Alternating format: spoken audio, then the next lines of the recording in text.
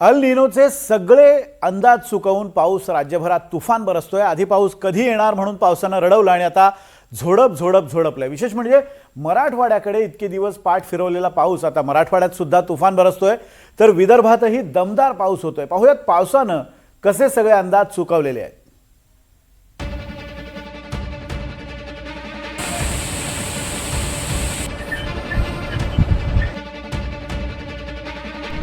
आधी रडवलं मग झोडपलं।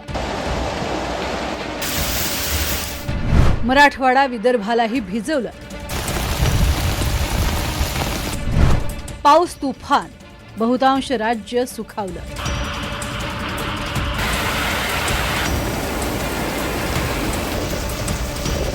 पावसानं राज्यात दमदार कमबॅक केलंय। विशेषतः मराठवाडा आणि विदर्भात मुसळधार पावसामुळे नद्या नाले दुथडी भरून वाहू लागले। पाऊस इतका झाला की वाशिम जिल्ह्यातल्या दहिलीजवळ आडाण नदीवरच्या पुलावरनं एर्टिगा कार पुराच्या पाण्यात वाहून गेली। या दुर्घटनेत पती वाचला, मात्र पत्नी आणि त्याच्या 2 मुली वाहून गेल्या। यात त्या तिघींचा मृत्यू झालाय।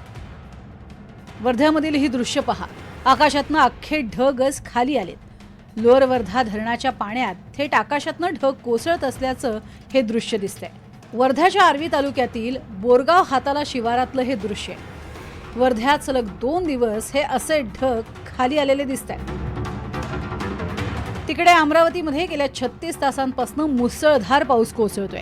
जिल्ह्यातल्या नांदगाव खंडेश्वर भागातील शेती या पावसामुळे खरडून गेली आहे। तसंच नांदगाव खंडेश्वर, फुबगाव, सुलतानपूर, वाघोळा या गावांना जोडणाऱ्या नाल्यावरचं संरक्षण कठडे वाहून गेले, त्यामुळे गावांचा संपर्क तुटलाय। अमरावती जिल्ह्यात मोखाड आणि बेंबळा नदीला आलेल्या भीषण पुरात अडकलेल्या 16 जणांची सुटका करण्यात आली आहे। मोखाड नदीच्या पुरात अडकलेल्या 4 महिला, 2 पुरुष आणि 2 वर्षाच्या बाळासह 7 जणांना वाचवण्यात यश आलंय। गडचिरोली जिल्ह्यातही पूरस्थिती कायम आहे। गडचिरोलीतले 12 प्रमुख मार्ग वाहतुकीसाठी बंद झालेत। गडचिरोली जिल्ह्यात सुरू असलेल्या मुसळधार पावसामुळे अनेक नद्या आणि नाल्यांना पूर आलाय। सध्या हेमलकसा भामरागड राष्ट्रीय महामार्गावरील पर्लकोटा नदी, असरअली सोमणपल्ली राष्ट्रीय महामार्गावरील सोमणपल्ली नाला, एटापल्ली गट्टा मार्गावरील बांडिया नदी पूल, आलदंडी पूल तसंच जांबिया आणि नेंडरे गावाजवळील पूल पाण्याखाली आहेत।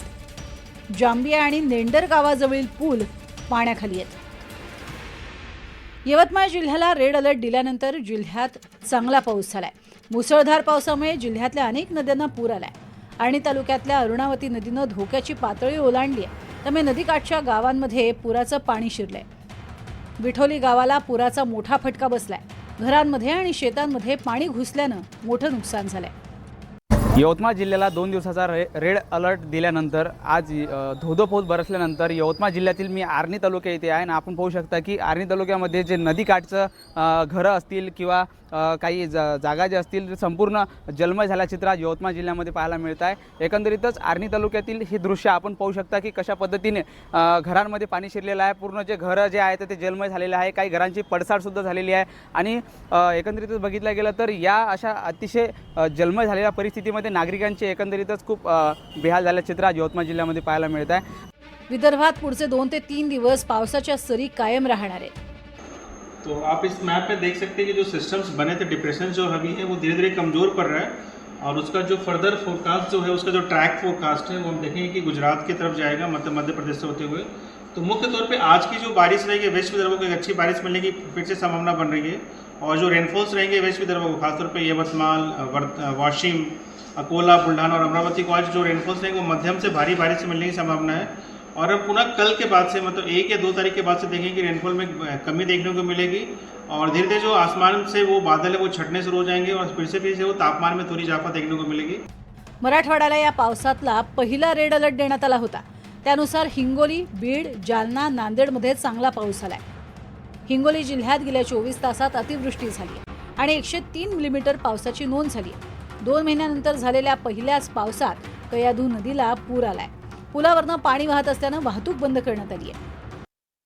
मराठवाड्यामध्ये 2 महिन्याच्या प्रतीक्षेनंतर जोरदार पावसाला सुरुवात झालेली आहे। हिंगोली जिल्ह्यामध्ये मागील 2 दिवसापासून चांगला पाऊस बरसत आहे आणि या पावसामुळे जे कयाधू नदी आहे ती तुडुंब भरून वाहू लागली आहे।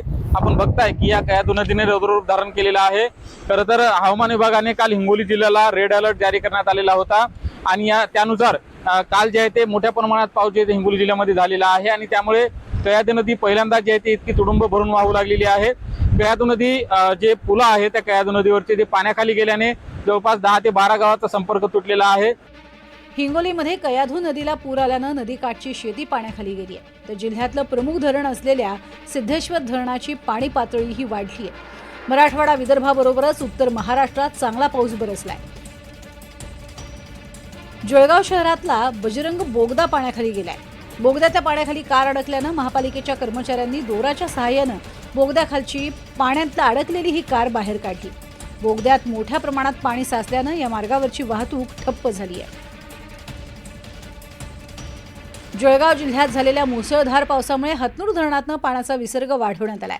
हतनूर धरणातनं तापी नदीत 1,85,828 क्युसेक पाण्याचा विसर्ग सुरू आहे। हतनूर धरणाचे 41 पैकी 36 दरवाजे उघडण्यात आले। तापी नदीकाठच्या गावांना सतर्कतेचा इशारा देण्यात आलाय।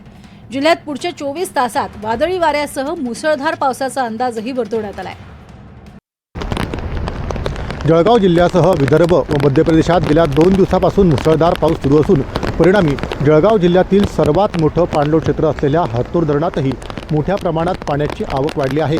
त्यामुळे धरणाचे सर्व 41 दरवाजे जे आहेत हे पूर्णपणे उघडण्यात आले असून धरणातून सद्यस्थितीत 3,15,222 क्युसेक इतका प्रचंड पाण्याचा विसर्ग जो आहे हा तापी नदी पात्रात सोडण्यात येत आहे। यंदाच्या पावसाळ्यात पहिल्यांदाच धरणाचे सर्व 41 दरवाजे हे उघडण्यात आले असून मोठा पाण्याचा विसर्ग जो आहे हा तापी नदी पात्रात सोडण्यात येत असल्याने तापी नदीने धोक्याची पातळी गाठली आहे। धुळ्यातही मुसळधार पाऊस झालाय। शहरात अनेक ठिकाणी पाणी साचलंय। धुळे पोलीस अधीक्षक कार्यालयाला सुद्धा पाण्याचा वेढा पडलाय। आज मध्यरात्रीपासून धुळे शहरासह जिल्ह्याला मुसळधार पावसाने झोडपून काढलेला आहे। हवामान विभागाच्या वतीनं आज धुळे जिल्ह्याला रेड अलर्ट जारी करण्यात आलेला आहे। तसंच अतिवृष्टीचा देखील इशारा हवामान विभागाच्या वतीनं देण्यात आला आहे। त्यामुळे आपण जर पाहिलं तर आज सकाळपासूनच धुळे शहरासह जिल्ह्यातील जनजीवन हे काही प्रमाणात विस्कळीत झालं आहे। सध्या आपण धुळे शहरातील पोलीस अधीक्षक कार्यालयामध्ये आपण आहोत आणि आपण या ठिकाणी जर पाहिलं तर पोलीस अधीक्षक कार्यालय चारही बाजूने या ठिकाणी आता पाण्यानं घेरून घेतलेलं आहे आणि आपण जर पाहिलं तर मोठ्या प्रमाणात संपूर्ण पोलीस अधीक्षक कार्यालयाच्या आवारात मोठ्या प्रमाणात पाणी साचलेलं आहे। राज्यात पुढचे 2 ते 3 दिवस मराठवाडा, विदर्भ आणि उत्तर महाराष्ट्रात पावसाचा जोर असाच राहील असा अंदाज आहे। Bureau report, NDTV Marathi, Mumbai.